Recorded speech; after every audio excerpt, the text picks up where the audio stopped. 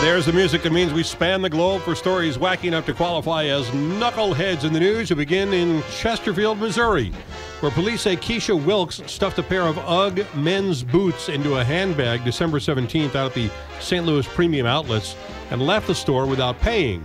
Then, for some reason, she left the handbag with the boots in them in the parking lot and left. Police found the boots inside the bag. Also in the bag, they found a note from the State Probation and Parole Board reminding Keisha of an upcoming appointment because she was on probation after twice pleading guilty to theft charges in 2011 and 2013. There's surveillance video from the store showing her stealing the boots, so when she showed up for her appointment with her probation officer, the police were there and arrested her for the latest theft. Next, we go to Rochelle Park, New Jersey, where Olawale Agoro was pulled over by Maywood police officer Matthew Parodi and given 5 motor vehicle summonses. But when Agoro appeared in court, he identified himself not as Olawale Agoro, but as Tony Agoro, his twin brother. Also said he was legally blind.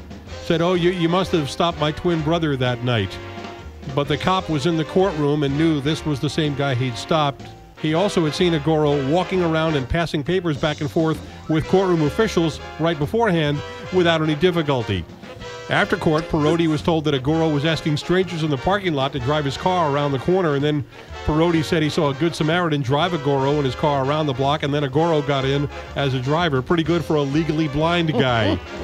So Parodi pulled Agoro over again, gave him 3 more traffic tickets, and impounded the car. Agoro admitted he was not blind. That was the only way he could get his car back. But when he didn't show up for his new court dates, a judge issued warrants for his arrest. The next day, Agoro showed up in court and once again claimed he was Tony, not Olawale. Oh, my gosh. That's when the clerks called township police. When 2 detectives questioned him, Agoro couldn't provide any ID for Tony Agoro. But the police pointed out that there's a birthmark under the lip on the driver's license photo of Olawale Agoro that matches the one on your face. Not only that, he couldn't come up with fingerprints for the Tony that didn't exist, and that's when Olawale Agoro was arrested again. Tangled web. Story number 3, Krispy Kreme, a slight error in England last week.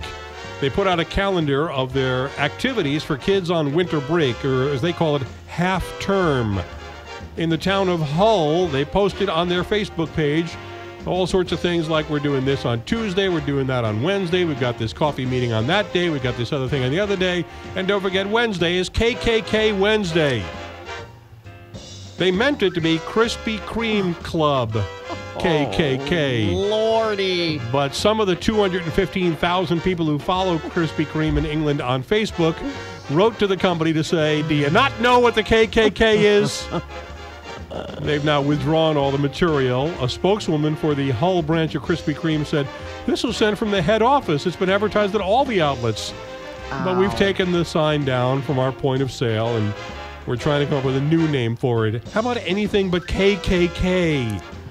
And we finish with a story, and if you're watching our streaming video on KTRS.com or STLtoday.com, you'll see the video of a guy on board a Ryan airplane. That's an Irish airline that we've talked about many times over the years. It was a flight from Riga, a town in Latvia, where apparently a lot of people go to party and party and party. And on board the plane back to Dublin, there's a guy at the back of the plane with his shirt off. He looks like the Hulk, and apparently Hulk mad at plane. He's punching the walls of the plane, obviously in a drunken stupor. When you watch the video, you'll think, I don't blame the flight attendants for not stopping this guy. He looks like he wants to take down anything under the influence of alcohol. He is very hulky. And by the way, if I were on board that plane, and you can see in the video, lots of passengers looking over their shoulder to the back of the plane when they hear this thud, thud, thud. Lots of them look over and they see the guy, and at least one man looks back, and you can see the look on his face is, I'm not getting up. Exactly. I'm not going to deal with that guy. He's in the back of the plane. He can't do any harm. Eventually, a couple of passengers did get him and sat on him and held him until the plane landed prematurely, and They took him off there. He had been in Riga, Latvia for a booze-fueled Irish stag weekend. Just say no to booze. And those are your knuckleheads in the news for today on the Big 550 KTR.